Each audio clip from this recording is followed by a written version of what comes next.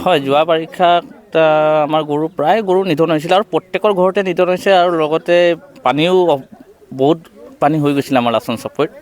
এইটো অভিযোগত তেওঁ গাঁওবুঢ়া ডাঙৰীয়া কিছু ছাৰ্ভে কৰিবলৈ দিয়া হৈছিলে, ওপৰ মহলৰ পৰা তেওঁলোকে দিছিলে যে য'ত নেকি বাৰিষা হৈছিলে বা পানীৰ চৰ অঞ্চল জেগাবিলাকত পানী হৈছে, গতিকে আপোনালোকে কিমান ক'ত পশুধন হানি বিঘিনি হৈছে, গতিকে আপুনি ছাৰ্ভেটো কৰি আনক।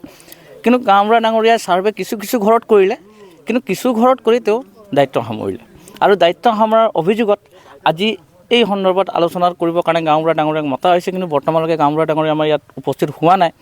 আৰু ইয়াতো তেওঁ গাফিলতি ভালেমান কৰিলে, যিহেতু আমাৰ ইয়াতে এজন বক্তাই কৈ গৈছিলে যে আপোনালোকক যে 25 ঘৰ মানৰ আহিছে, আমাৰ যিহেতু 120 ঘৰ ইয়াত আছে লাচন চাপৰিত, 25 ঘৰ আহিছে। 25 ঘৰ অহাৰ কাৰণ গাঁওবুঢ়া ডাঙৰীয়াহে তেওঁ সঠিক তথ্য দিব পাৰিব কিয় 25 ঘৰত ইয়াত আহিলে। খবৰটো মই পৰহি পাইছোঁ। আশ্চৰ্য বিষয়, এই গাঁওখনত আপোনালোকেতো ইয়াত অহা যোৱা কৰি আপোনালোকে কেইবাবাৰ নিউজো কৰিছে, ইয়াৰ চৰ চাপৰ অঞ্চলটো পশুধনৰ ওপৰত ভিত্তি কৰি পিনি চলা ভালকৈ জানে। কিন্তু এটা বিৰাট দুখৰ কথা যে লাচন চাপৰিত যিমান সংখ্যক মানুহে পশুধনেৰে চলি আছে, গৰু ম'হ বা ছাগলী মৰাটো সত্য, কিন্তু গাঁওবুঢ়া বাৰিষা সময়ত আমিও কৈছিলোঁ যে আপুনি ৰিপৰ্টকেইটা দিয়ক বুলি। ৰিপৰ্টটো দিছোঁ বুলি কৈ এতিয়া তালিকাটো চৰকাৰে যেতিয়া পইচাটো দিছে, দেখিছোঁ যে প্ৰায় 4-5 ঘৰ মানহে পাইছে। মই সঠিক বাৰু হাতত মোৰ তথ্যটো নাই, কিন্তু পোৱাটো সত্য।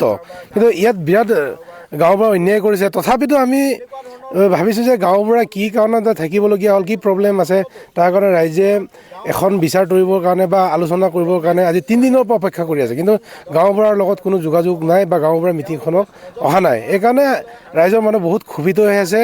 এইকাৰণে এটা কথা ক'ব বিচাৰোঁ যে এতিয়া জানিব পৰা মতে গাঁওবুঢ়াৰ ঘৰতে 4জন মানুহে পাইছে বুলি কৈছে। 4জন মানুহ পাইছে আৰু এঘৰত কি নাম নাজানো মই বৰ বিশেষকৈ। কিছুমান মানুহে 1 লাখ 1.5 লাখ টকা, 1.5 লাখ টকা 1 লাখ টকা পোৱাটো আমি ডাঙৰ কথা নহয়, কিন্তু থাকি যোৱাটো আজি তাৰিখত বিৰাট সমস্যা হৈছে। এইটোৰ কাৰণে গাঁওবুঢ়াৰ ওপৰত যথেষ্ট ৰাইজৰ ক্ষোভ আছে। এই আজিও আপোনালোকে দেখিছে আমি য'ত সভাস্থলীত আহিছিলোঁ, এই সভাস্থলীতো গাঁওবুঢ়াৰ অপেক্ষাতেই ৰাইজে আছে। সেইকাৰণে আমি আপোনালোকৰ যোগেদি আৰু ৰাইজকো আহ্বান জনাইছোঁ, গাঁওবুঢ়াৰ বিহিত ব্যৱস্থা নল'লে পৰৱৰ্তী সময়ত আমাৰ দৰিদ্ৰ নিচলা মানুহবিলাকে এনেকৈ সদায় প্ৰাপ্যৰ পৰা বঞ্চিত হৈ থাকিব।